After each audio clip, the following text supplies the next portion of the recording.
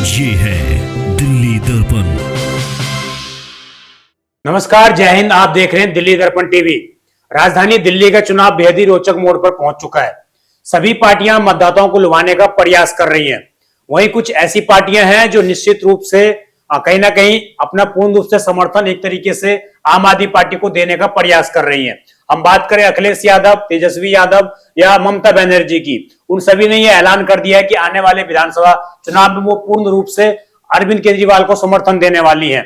इसी के तहत कहना कि जो कांग्रेस था, जो इंडिया गठबंधन था, वो अब अकेले एक अलग छोर में आता हुआ नजर आ रहा है। तो इसी मुद्दे पर बात करने के लिए हमारे साथ वरिष्ठ पत्रकार मौजूद हैं और दिल्ली विधानसभा का चुनाव किस तरीके से जो है, जो अखिलेश यादव और ममता बनर्जी ने जो ऐलान किया है आम आदमी पार्टी को समर्थन करने का, तो क्या इससे इंडिया गठबंधन टूटेगा या कांग्रेस इस विधानसभा चुनाव में अकेली पड़ेगी? और कांग्रेस अगर इस विधानसभा चुनाव में अकेली पड़ती है तो क्या उसको इससे फायदा होगा या इससे बीजेपी को फायदा होगा? इन तमाम राजनीतिक पहलुओं पर आज हम चर्चा करने वाले हैं और आप सभी से निवेदन रहेगा कि इस वीडियो को अंत तक जरूर देखिएगा। सर, बहुत बहुत स्वागत है आपका। और जिस तरीके से अखिलेश यादव और मंत्री ममता बनर्जी ने जो है समर्थन का ऐलान किया है आम आदमी पार्टी को, क्या लगता है कि कांग्रेस के साथी हैं ये लोग और आम आदमी पार्टी की तरफ मूव कर गए एकदम से? देखिए, इनकी खटपट तो अखिलेश यादव की और कांग्रेस की तो अभी कुछ समय पहले भी इस तरह की खबरें आई थी। लेकिन यहाँ इनके समर्थन करने के ऐलान के पीछे एक मंशा है, एक मकसद है।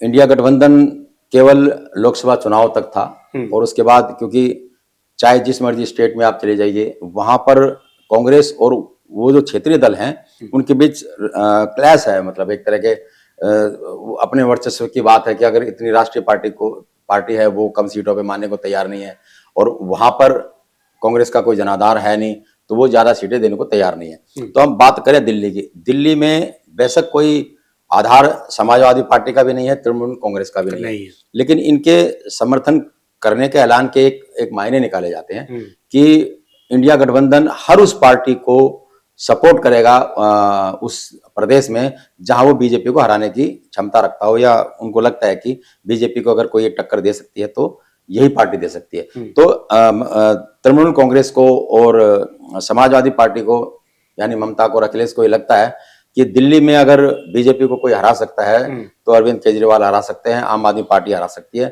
तो इसलिए ये एक मैसेज भी क्लियर कट दिया है कि हमें हमारा जो मुख्य मकसद है या जो दुश्मन है वो भारतीय जनता पार्टी है, तो जो वो उसको हरा दे, हमें उस रणनीति पे काम करना है। तो यही बात थी कि दोनों ने खुल करके ऐलान किया। और बड़ा सवाल ये कि इनके इस ऐलान से असर क्या पड़ेगा। देखिए, बहुत बड़ी संख्या दिल्ली के अंदर पूर्वांचल लोगों की है, यूपी के बहुत सारे लोग रहते हैं जो अखिलेश यादव को मानते हैं या समाजवादी पार्टी के प्रति उनका जिनका रुझान रहता है। और इस समर्थन के बाद ये उम्मीद की जा सकती है कि बहुत सारे जो यूपी और बिहार के जो वोटर्स हैं उनका झुकाव आम आदमी पार्टी का, क्योंकि तेजस्वी यादव भी खुले में मीडिया में आकर ये कह रहे हैं कि ये सिर्फ लोकसभा चुनाव तक ही हमारा था। नहीं, वो कहने का मतलब भी यही है उनका। निश्चित रूप से हर जगह आप देखिए, इस समय जो तस्वीर मैं बनती हुई देख रहा हूं कि जितने भी छोटे दल हैं, वो बीजेपी हो या कांग्रेस हो, उनको उन्हीं से खतरा है, उन्हीं इलाकों में खतरा है। बीजेपी ने जिस तरह से पूरे देश में अभियान चलाया, ऑपरेशन लोटस चलाया, या उन्हीं पार्टियों में टूट फूट मचाई, तृणमूल कांग्रेस में भी फूट डलवाई, वहां के उसके बड़े नेताओं को तोड़ा, समाजवादी पार्टी में उन्होंने फूट डलवाई, बीजेपी ने शिवसेना में उसने फूट डलवाई, राष्ट्रीय जनता दल में उन्होंने फूट डलवाई। तो बीजेपी को लेकर के जो ये जितने भी क्षेत्रीय दल हैं वो इतने सहज नहीं है। उनको ये लगता है कि सबसे बड़ा खतरा कोई है तो बीजेपी है। तो ऐसे में बीजेपी को जो भी हरा देगा ये उसके साथ जाएंगे। तो इसी को ध्यान में रखते हुए जो अखिलेश यादव, तेजस्वी हैं या ममता बनर्जी, उन्होंने ऐलान किया है। और मैं तो ये और कह दूं कि और बहुत सारे छोटे मोटे दल, तुमने भी वीडियो बनाया था अभी कुछ समय पहले कि छोटे मोटे दल, लोजपा, सपा, राष्ट्रीय जनता पार्टियां, तो जो लेफ्ट पार्टियां हैं वो भी ताल ठोक रही हैं। क्या इनका कोई वजूद है क्या दिल्ली के अंदर? राष्ट्रवादी कांग्रेस पार्टी का कब से चुनाव लड़ रही है, एनसीपी, लोजपा है। लोजपा का तो एक टाइम ये भी आया था कि उसके विधायक भी थे, चाहे वो किसी दूसरे दल से आए हो। कई पार्षद भी लोजपा के रहे हैं, बीएसपी के भी रहे हैं। तो अब जितनी भी पार्टियां हैं ये सब जानती हैं कि दिल्ली में उनके पास खोने को कुछ नहीं है, लेकिन वो चुनाव परिणाम को प्रभावित कर सकते हैं। यानी इन सब के लड़ने से सीधा सीधा फायदा बीजेपी को होगा। आप देखिए लोजपा कहने को तो बीजेपी का हिस्सा है, लेकिन चुनाव लड़ रही है। तो ये जो कहने का कुल मतलब ये है कि ये सभी पार्टियां जो है कहने के वोट कटने की जो राजनीति होती है, वोट कटवा जिनको बोलते हैं, उस तरह की भी ये चीजें। अब एनडीए हो या इंडिया गठबंधन हो, वो सब समीकरणों को ध्यान में रख करके ताल ठोक रहे हैं। कोई चुनाव नहीं लड़ रहा है तो कोई लड़ रहा है, कोई इसलिए लड़ रहा है कि किसी पार्टी को फायदा पहुंचा दे। जैसे बीजेपी को, तमाम ये जितने भी दल हैं वो बीजेपी को फायदा पहुंचाएंगे, और जो नहीं लड़ रहा है तो इसलिए नहीं लड़ रहा है कि उसका नुकसान आम आदमी पार्टी को ना हो जाए, या फिर बीजेपी को उसका फायदा ना हो जाए। जब ये खुल करके आम आदमी पार्टी के समर्थन में खड़े हैं तो इसका मतलब यही है कि कांग्रेस को इतना ताकतवर ना बनाया जाए कि उसका फायदा बीजेपी को हो जाए। इसलिए उन्होंने ये ऐलान किया। मैं ये समझ पा रहा हूँ कि आप ये कहना चाह रहे हैं कि जो कांग्रेस है उसको मजबूत करने के लिए ये तमाम पार्टियां अपना समर्थन जो आम आदमी पार्टी को दे रही है। आपका कहने का मतलब कांग्रेस को कहां से मजबूत करेंगे? जो अगर अखिलेश यादव आम आदमी पार्टी को समर्थन कर रहे हैं, तेजस्वी और ममता बनर्जी, अगर वो आम आदमी पार्टी को मजबूत कर रहे हैं तो कांग्रेस को कहां से मजबूत हो जाएगी? इसमें कांग्रेस कैसे मजबूत हो जाएगी? अच्छा, उनके समर्थन देने से तो आम आदमी पार्टी मजबूत होती है, और कांग्रेस को कहीं ना कहीं फिर एक झटका भी लग सकता है कि वो इंडिया गठबंधन की सबसे बड़ी पार्टी है और अगवा पार्टी है, और जितने भी क्षेत्रीय दल हैं वो उसको छोड़ करके और वो आम आदमी पार्टी का साथ दे रहे हैं। देखिए उनकी भी एक मजबूरी है। अब चुनावी सभाएं होंगी तो ये इंडिया गठबंधन के नेता किस मंच पर खड़े होंगे? इनके पीछे ये तो महाभारत ऐसा है कि इसमें किसी न किसी पाले में उनको रहना है, चाहे इसमें रहें चाहे उसमें रहें, दूर तो खड़े होकर नहीं रह सकते ना। तो अब उसमें किसमें फायदा उनको, तो उससे आम आदमी पार्टी में फायदा नजर आता है। और जिस तरीके से अरविंद केजरीवाल जी ने कुछ दिन पहले एक घोषणा भी की थी कि अल्टीमेटम दिया था एक तरीके से संजय सिंह ने कि इंडिया गठबंधन को कि अगर आप लोग अलग नहीं हो जाते हैं, कांग्रेस को बाहर निकालो इंडिया गठबंधन से, तो आपको नहीं लगता कहीं ना कहीं उस चीज का इफेक्ट पड़ा है अब ग्राउंड पर? क्योंकि ममता बनर्जी भी, अखिलेश यादव भी, तेजस्वी यादव भी, तीनों लोग निकलकर खुले मंच पर आ रहे हैं कि हम जो है कांग्रेस का साथ उस तरह से नहीं देंगे जिस तरह के समय देना चाहिए था। तो कहना कि उसका असर हुआ है। नहीं, वो उसको इस चीज से नहीं जोड़, केजरीवाल को देश विरोधी बताना इस समय तो वो ये भी कह रहे हैं कि जो आम आदमी पार्टी तो ये भी कह रही है कि कांग्रेस बीजेपी का समर्थन कर रही है। जो चुनाव लड़ने का उसका तरीका देखिए, कांग्रेस अपनी जगह बिल्कुल ठीक है, क्योंकि उसको अब इन क्षेत्रीय दलों की बैसाखियों पर नहीं चलना चाहिए, चाहे परिणाम जो भी हो। अब वो अपने दम पे अगर वो जितना 100 सीटें ला सकती है लगभग, तो उसको इन क्षेत्रीय दलों की बैसाखी पे नहीं रहना चाहिए। ये देर सवेर अब कांग्रेस को समझ में आ ही जाएगा। तो अब ऐसा होता भी है तो उसे कोई चिंता नहीं। देखिए कांग्रेस के पास भी खोने के लिए कुछ नहीं है। दिल्ली विधानसभा में उसकी सीट 0 है, वोट प्रतिशत लगातार घट रहा है, पिछली बार 4% रहा है जी। तो उसके पास तो उसको तो पाना ही है। लेकिन इस बार जो स्ट्रेटेजी कांग्रेस ने बनाई है वो बेहद दमदार बनाई है। उसको ये लगता है कि चाहे एक बार बीजेपी जीत जाए कोई बात नहीं, आम आदमी पार्टी साफ हो जानी चाहिए, क्योंकि आम आदमी पार्टी जिस जमीन पर खड़ी है वो जमीन कांग्रेस की है, वो सारा वोट बैंक कांग्रेस का है। तो जहां कहीं सीधी टक्कर होती है बीजेपी और कांग्रेस की, आम आदमी पार्टी वहां कूद जाती है और उससे बीजेपी को फायदा होता है। लेकिन इस बार कांग्रेस ऐसा करना चाह रही है। कांग्रेस इस ढंग से चुनाव लड़ना चाह रही है कि उससे फायदा किसी को भी अपने आप को मजबूत करना है। अब देखिए उन्होंने नई दिल्ली से संदीप दीक्षित को लड़ाया, तो संदीप दीक्षित सब जानते हैं शीला दीक्षित के बेटे हैं, मुख्यमंत्री 15 साल जिसने राज किया, और उस विधानसभा में एक एक आदमी को वो लोग जानते हैं, संदीप दीक्षित जानते हैं, उस पूरे इलाके के भूगोल से, लोगों से, और छोटी सी विधानसभा 1 लाख मतदाता है उसके अंदर, तो वहां खेल करना बड़ा आसान काम भी है। तो अब उसके बाद परवेश वर्मा भी पूर्व मुख्यमंत्री साहिब सिंह वर्मा के बेटे हैं। तो यहाँ तो मुख्यमंत्री और पूर्व मुख्यमंत्रियों के बेटे लड़ रहे हैं। तो रोचक तो वहां है ही, छोटी विधानसभा है, छोटे से वोट बैंक उसका बहुत छोटा है, 1 लाख का वोट बैंक है। तो वहां अगर अरविंद केजरीवाल को उलझा दिया जाए, अरविंद केजरीवाल के मन में एक डर बैठ जाए, तो अपने सीट पर ध्यान देने के चक्कर में पूरी दिल्ली में कितना ध्यान दे पाएंगे, ये सवाल, ये एक तरह की रणनीति है। तो वहां पर आप दूसरा देखिए, आप जंगपुरा में देखिए, जंगपुरा में मनीष सिसोदिया को फंसा दिया, वहां पर जो ना फराज सूर्य है, जो पुराना नाम है उनका, उनको फंसा दिया। अब मुख्यमंत्री आजसी है, उनको फंसा दिया। वहां आपका रमेश बिदुड़ी है, और अलका लांबा है जो राष्ट्रीय महिला कांग्रेस के अध्यक्ष भी है, विधायक भी है, और एक बहुत तेज तर्रार वक्ता भी है, तो वहां उनको फंसा दिया। तो जितनी भी सीटें हैं आम आदमी पार्टी के जो मुख्य लोग हैं, उन सभी को घेरने का बात करें, सत्येंद्र जैन भी, अब वहां पर भी जो सतीश लूथरा लड़ रहा है चुनाव, वो बड़े अच्छे तरीके से लड़ रहे हैं। पंजाबियों की संख्या वहां अच्छी ज्यादा खासी है। तादाद में है, और बीजेपी वहां किसी बड़े नेता के दावेदारी करने की मुहूर्त। तो कुल मिलाकर जितने भी बड़े बड़े नेता हैं जी उनको मैदान में उतारा है ताकि आम आदमी पार्टी को बांध दिया जाए अपने अपने विधानसभा क्षेत्रों में पूरे में। लेकिन केजरीवाल काबू में नहीं आ रहे हैं, फिर भी नई नई लगातार नई नई घोषणाएं और नए नए आरोप। हाँ अभी लगा दिया आरोप कि भैया ये तो बीजेपी तो को फायदा पहुंचाने के लिए कांग्रेस चुनाव लड़ रही है, हारने जीतने के लिए तो लड़ नहीं रही है। तो ये परसेप्शन तो बन ही गया ना कि भाई दिल्ली में अगर कोई जीत सकती है तो वो आम आदमी पार्टी जीत सकती है, कांग्रेस कहीं रेस में नहीं है। ये मैसेज वो देना चाह रही है, और यही मैसेज जो तमाम इंडिया गठबंधन के जो बड़े दल हैं जी वो दे रहे हैं। और कुछ दिन पहले अभी कांग्रेस के जो वरिष्ठ नेता है महाराष्ट्र, उनका भी बयान आया था चौहान जी का कि आम आदमी पार्टी ही जीतेगी दिल्ली के नहीं, वो तो कह रहे थे कि भाई गठबंधन कर लेना चाहिए था। हाँ। आम आदमी पार्टी को और कांग्रेस को आपस में गठबंधन कर लेना चाहिए था। तो ये कंसेप्ट बिल्कुल क्लियर है कि अगर यहाँ पे कांग्रेस और आम आदमी पार्टी चुनाव मिलकर लड़ती जी तो मुझे लगता है कि बीजेपी कहीं दूर दूर तक टक्कर में नहीं थी। हाँ, हालांकि लोकसभा का मैटर, अब देखिए दिल्ली की जनता हो चाहे देश की किसी भी हिस्से की जनता हो, वो सीएम का और पीएम का फर्क महसूस करती है। पहले एक टाइम होता था कि एमपी मिलकर के पीएम चुनते थे जी, सांसद प्रधानमंत्री चुनते थे। अब सांसद चुनता है प्रधानमंत्री, नरेंद्र मोदी सांसद चुन रहे हैं, सबको पता है, वही मुख्यमंत्री बना रहे हैं जिस मर्जी को बना रहे हैं जी। और इसी तरह विधायक, अब कोई इसमें विधायकों की जीत कह लीजिए ना, ये केजरीवाल के नाम की जीत है और केजरीवाल के चेहरे की जीत है। तो जब दूसरी बार हर राज्य में यही होता जा रहा है। हाँ, हर बार, अब दिल्ली के अंदर भी यही है। दिल्ली में कोई कितना भी बड़ा नेता समझता हो अपने आप को आम आदमी पार्टी का, सारे विधायक केजरीवाल के चेहरे पे जीते हैं जी। इसलिए धड़ाधड़ वोट जो जिस मर्जी के वो टिकट काटने की ताकत रखते हैं, काट रहे हैं वो सब कुछ। कुछ दिन पहले जिस तरीके से मध्य प्रदेश का चुनाव हुआ था तो वहां पर जो कमलनाथ जी थे मध्य प्रदेश, अखिलेश बोला था, उन्होंने बोला था अखिलेश विखिलेश। तो आपको नहीं लग रहा कि दिल्ली चुनाव में कहीं ना कहीं अखिलेश ने बदला निकालने की कोशिश की है?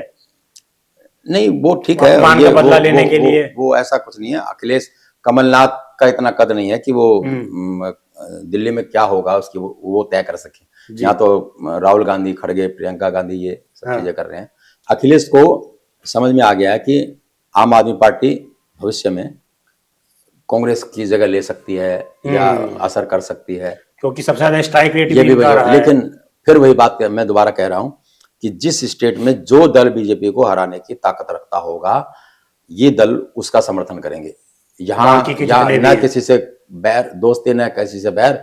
कबीर अपने लेखनी समय अनुसार, तो समय अनुसार जैसा जहां जो दल उन्हें सूट करता है कि बीजेपी, देखो अब बीजेपी का भी क्या है, मुस्लिम वोट किसी दल से नहीं बंधा, और बंधा भी होगा तो भी हट जाएगा अगर उसको ये लगे कि यही नेता, यही पार्टी बीजेपी को हरा सकती है, वो उसके साथ जाएगा। तो ऐसे दिल्ली के अंदर जो दल बीजेपी को हरा देगा जी, चाहे वो कांग्रेस हो चाहे आम आदमी पार्टी हो, जो मेजर गठबंधन के जो लोग हैं वो उसके साथ जाएंगे।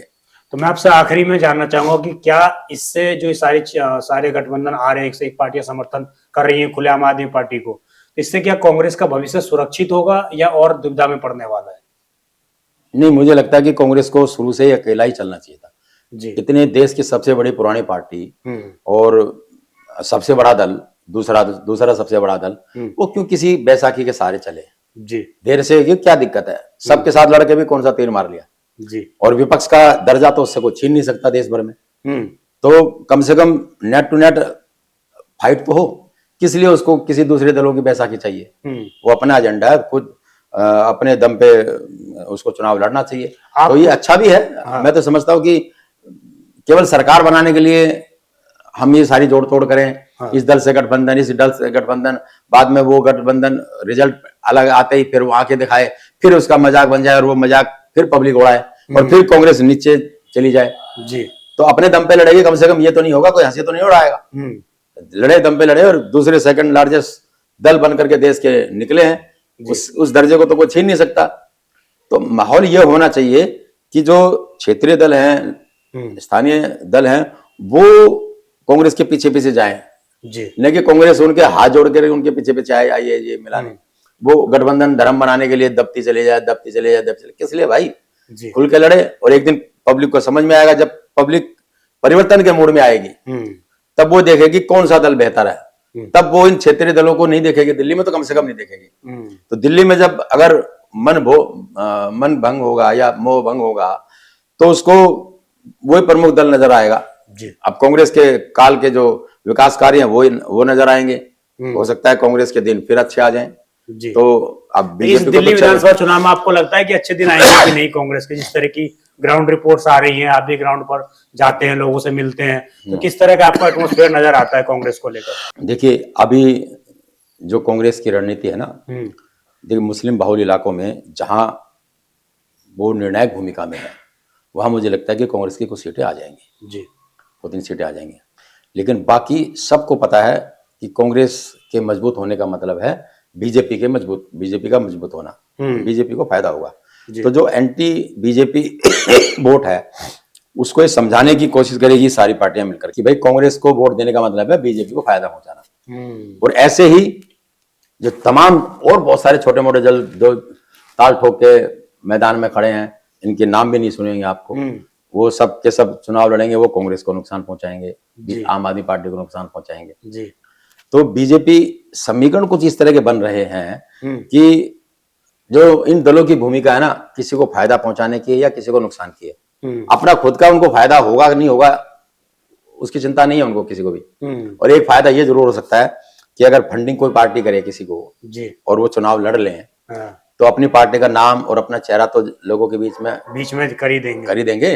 तो उन दलों का ये फायदा भी है और भी बहुत सारे फायदे होंगे, कुछ पैसे वैसे का हिसाब किताब। एक सबसे जो महत्वपूर्ण सवाल है, जिस तरीके से जो वर्तमान केंद्र सरकार है वो पूर्ण तरीके से नीतीश कुमार पर निर्भर है एक तरीके से देखा जाए तो, और नीतीश कुमार की पार्टी जेडीयू पिछले कई सालों से दिल्ली विधानसभा चुनाव में चुनाव लड़ती रही है, विशेषकर बुराड़ी हो गया और जहां भी पूर्वांचली अधिक संख्या में रहते हैं वहां पर जो नीतीश कुमार अपने कैंडिडेट उतारते हैं, अभी तक उन्होंने पत्ते नहीं खोले।